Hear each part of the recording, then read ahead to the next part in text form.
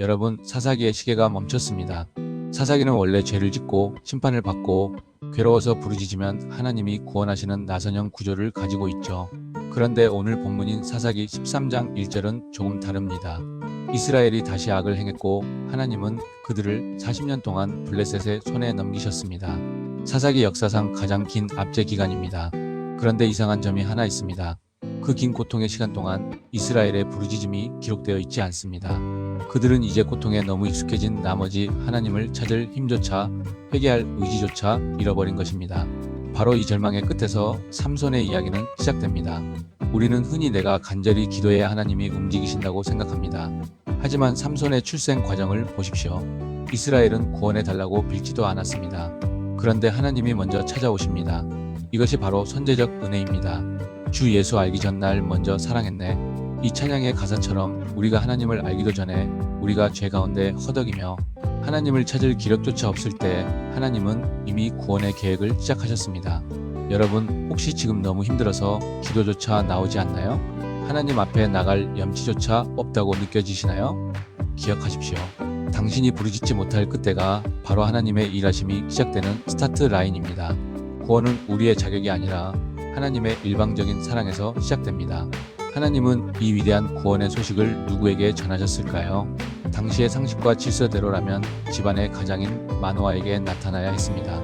하지만 하나님의 사자는 이름도 기록되지 않은 한 무명의 여인을 선택하셨습니다. 당시 아이를 낳지 못한다는 것은 큰 수치이자 고통이었습니다. 하나님은 가장 낮은 곳에 있는 여인의 고통을 주목하셨습니다. 나중에 남편 마노아가 자신에게도 나타나 달라고 기도하지만 하나님의 사자는 또다시 여인에게 나타나십니다. 이것은 무엇을 의미할까요? 하나님은 인간이 만든 질서나 세상을 지탱하는 보편적 가치를 뛰어넘어 일하신다는 것입니다. 우리의 알량한 자존심이나 종교적 체면은 하나님께 중요하지 않습니다. 하나님은 가장 연약한 자를 통해 가장 뒤집힌 시대를 바로잡으십니다. 하나님의 은혜는 우리의 기대와 상식을 언제나 초월합니다.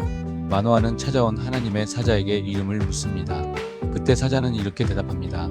어찌하여 내 이름을 묻느냐? 내 이름은 기묘자라. 여기서 기묘자라는 단어는 인간의 지성으로는 도저히 담을 수 없고 이해할 수 없다는 뜻입니다.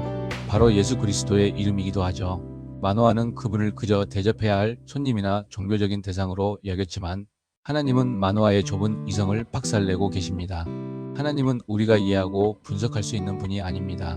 우리가 할 수 있는 유일한 반응은 그분의 일하심 앞에 압도당하고 경탄하는 것뿐입니다. 마노아는 죽을까봐 두려워했지만 그의 아내는 정확히 보았습니다. 하나님이 우리를 죽이려 하셨다면 이 모든 일을 보이셨겠느냐? 하나님이 우리에게 당신을 계시하시는 목적은 심판이 아니라 살림과 회복에 있습니다. 삼손, 그는 누구인가요? 그는 타락한 시대, 부르짖음조차 잊어버린 백성들을 향해 하나님이 던지신 소망의 카드였습니다. 비록 삼손 개인의 삶은 나락으로 떨어지기도 했지만 그를 부르신 하나님의 은혜는 실패하지 않았습니다. 오늘 당신의 삶이 이해되지 않나요? 하나님이 계신지 의문이 드시나요? 기묘자이신 하나님은 지금도 당신의 상식을 뛰어넘어 일하고 계십니다.